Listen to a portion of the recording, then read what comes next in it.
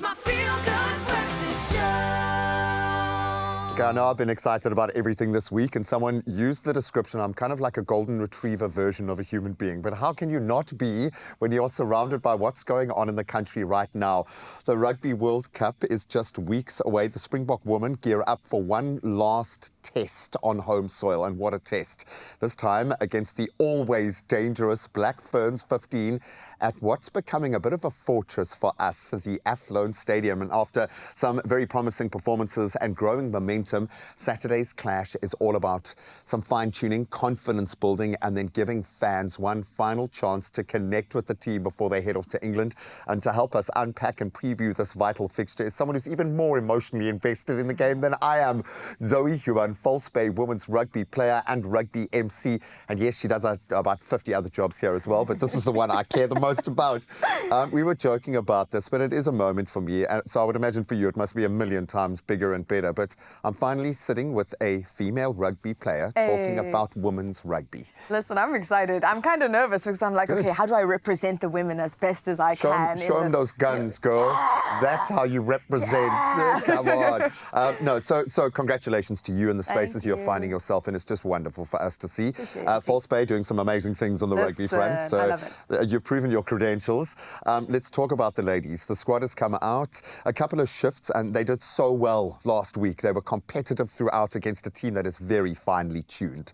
Let's be honest. 100%. I think there obviously are some changes to talk about. I mean, you look at 8, 9, 10. I'm very excited for the likes of Libby, Nadine, and as Hele. They're coming together over there. And I think when Nadine was in fullback, it was good. But there's something special about her when she comes into that 9 position that I'm really excited to see.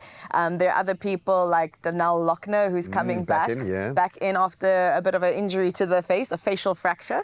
And then you have Ayanda Malinga, who was a try scorer with Canada, and she's coming in now on the wing. And I'm really excited because I feel like that's actually something we lacked a little bit in our last game. It felt very forward focused. Yeah, we need the finishing, which is quite interesting coming from you to say that. Listen, I am a second rower, so I do love me a forward game, but I think in these sort of situations where you're playing teams like Canada and the Black Ferns, you need to have dynamic gameplay. Because they're going to express themselves. 100%. We had great lineouts to rolling mauls in the last one, but I mean, they've clocked it now. Now, what do we do to show our depth? And what I love about, I keep using, I think Warren Gatlin said this about punching above your weight class. Don't just wait for the talented players to show up and lean into that. Do everything on the field, the mundane stuff better than everyone else. 100%. Just train on. And it feels like we've gotten that right. No, I definitely, in part, I think there are a lot of moments when we had like our yellow card, for example, and we were pushing up a lot. When in those moments, it's better to hold it because the Black Ferns will find your gaps. And I don't think we're necessarily at the caliber that they are yet. I say that with a bit of hesitation. We're talking about a 15-year lag in terms of 100%. development. And we are also talking about this with the mindset of the Rugby World Cup as our end game. And this isn't the team that we will be playing at the World Cup if we do get to face them after the pools. But it is a good example for us. Very representative, yeah. So let's talk about that World Cup, because now here we are testing combinations in a squad that has some depth now. And normally we'd be struggling to field, we'd be dipping into sevens, we'd be dipping into athletics. Not so much. We've got proven, 100%, we've got some proven warriors. You mentioned someone like Nadine, who can now play in multiple positions and mean different things. I have a feeling this is an opportunity individually for the ladies, but also for the team to kind of break new ground. What do we need to get right to be competitive in this World Cup? I think our depth is the biggest thing, being able to pass out wide. I think I was impressed with our endurance in this last game, because I think in the first half it was a bit more shaky, and we sort of came to in the second half more so for me, which I was surprised by, because it always feels like we've got it in the beginning and then it's a bit of a a team like New Zealand especially, I mean, how many times have they done it on the men's side where they can just hold on? Those last 10, 15 minutes is when the damage is done. And that's really where you will decide if you are worthy or not. But listen, we've been playing these games, and this is on Saturday our last game before the Women's Rugby World Cup.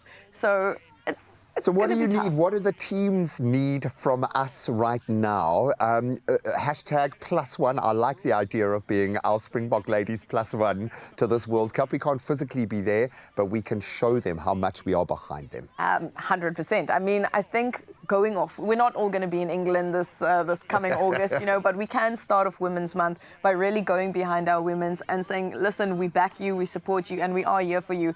The price is 20 Rand a ticket, guys. It's Get not out. the exorbitant price we're playing to see Give our them men's away team. to people who you care about. Literally, just go. I think it's so beautiful, especially in Athlone. There's so many members of the community, especially young children, boys, girls, whomever, who come and just watch and support because the vibes are immaculate. It's a sense of community.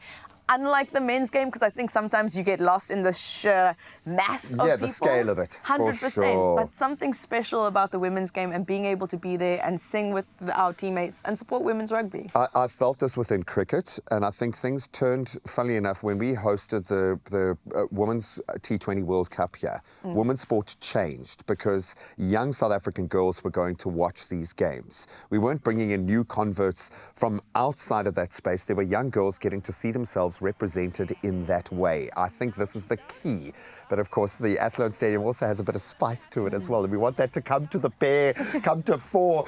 Please, if you're going to be there, support these ladies. We have no idea how hard they have worked to get to this point. They've pressed a fast forward on South African rugby, and it's largely due to the efforts not just of the women on the field, but everyone in the periphery, our MCs, our players, working their way up the trajectory. We absolutely love what you are doing at the moment, girls. Thank you so much. Thanks for giving the platform. We're going to talk movies in just a moment. Yes, we've got movies to talk. And we'll go gaga over Pedro Pascal as well. But we are here for #+1 for our Springbok woman.